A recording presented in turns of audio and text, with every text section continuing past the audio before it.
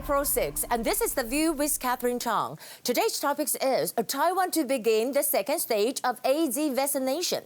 A total of 195,000 doses from Taiwan's first batch of 10 million doses of AZ vaccine arrived in Taiwan yesterday. Starting from today, Taiwan is going to expand the second stage.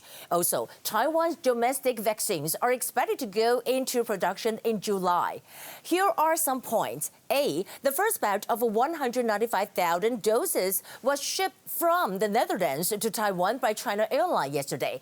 And before that, a batch of 117,000 doses were shipped to Taiwan by COVAX. And Taiwan's frontline health workers have been vaccinated since March 22nd and are now at a second stage. And the third stage might be implemented the day after tomorrow, including the ministers and the mayors might be on the list to get vaccinated.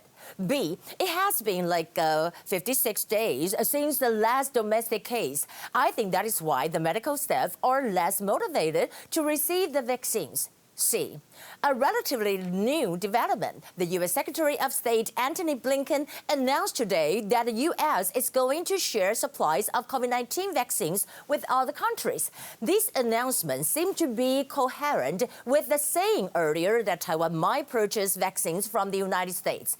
And I think if it is true, Taiwan will be buying Johnson & Johnson's because Johnson & Johnson's only requires one shot and it is relatively convenient.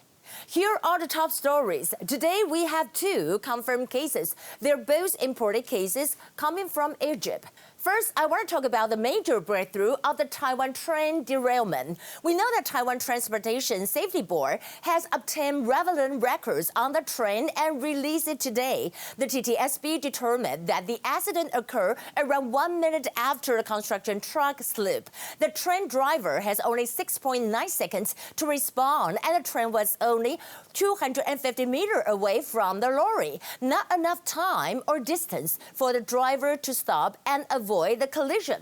And moving to the tension between Japan and China, China urges Japan to stop interfering China's internal affairs. Chinese Foreign Minister Wang Yi said that, I urge Japan to abide by the basic norms governing international relations and refrain from overreaching. I also hope that Japan will come to view China development in an objective and rational way instead of being misled by countries that are biased against China. However, Japanese foreign minister just rebutted it and said that he said Japan is strongly concerned with the continued presence of Chinese Coast Guard vessels around the islands in the East China Sea, as well as the Hong Kong situation and human rights issues in Xinjiang. Meanwhile, Japan and Germany are going to hold first 2+2 dialogue in April, and the foreign and defense ministers of Japan and Germany are looking to hold an online 2+2 dialogue in mid-April. Discussion of creating a free and open Indo-Pacific is expected to be on the agenda amid China's assertive expansion. But there's also maritime tension between the Philippines and China. Aides of Philippine President Rodrigo Duterte criticized the whole thing, and he said that China's territorial incursions in the South China Sea are straining ties between Manila and Beijing and could lead to unwanted hostility.